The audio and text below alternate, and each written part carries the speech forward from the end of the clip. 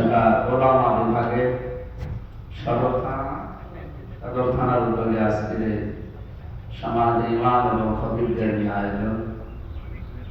দাওয়াত দিয়েছিল মনে হয় 100 জনকে, হয়তো কর্মব্যস্ততা অনেক কাজের কারণে অনেকে আসতে পারেন না।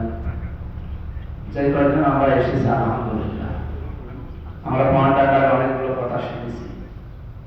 যেহেতু নির্বাচন, মসজিদের ইমাম আমরা, খতিব আমরা, আমি নিজেও এক জায়গায় ছিলাম, এখন যদিও ওইভাবে যাই না। বাস্তবতা তো আমি ছিলাম একটা মালিকানাধীন প্রতিষ্ঠান আকিজ গ্রুপে, ওখানে সত্য কথাগুলো নাম ধরেও বলা যেত, কারণ আমাকে বাদ দেওয়ার মতো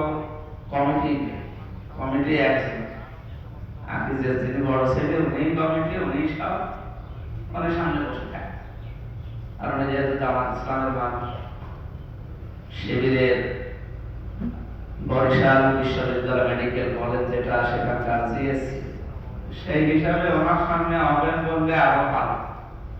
কিন্তু এমন এমন জায়গা আছে যেখানে ওপেন বলা না, কারণ আপনাদেরগুলো আছে, মন্তব্যগুলো আছে, এখানে যারা দায়িত্বে আছেন, এখানে সব দলের লোক মিলে কমিটি করে।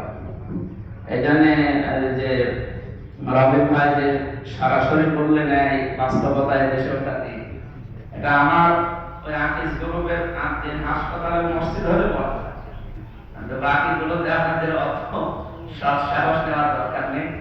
আমি সরাসরি বলতে গেলে দেখা যাচ্ছে এরকম হরটাগুলো বেঁধে দিতে পারে, ওই যে মসজিদ থেকে অপমান করেছে বা খাতা এমন জায়গায় যাবে, তো ওটা আমাদের ওপেনলি বলার দরকার নেই।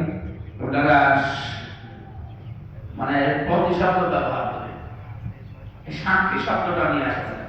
সাক্ষীর যে আলোচনাগুলো আছে কোরআনে, ওয়ালা তাকতুমুশ শাহাদা, তোমরা সাক্ষী গোপন করবা না, আমায় একদম হামা ইন্নাহু আযীমুল কলব। এই পৃথিবী থেকে যদি সাক্ষী গ্রহণ করে তার অন্তর আল্লাযীনা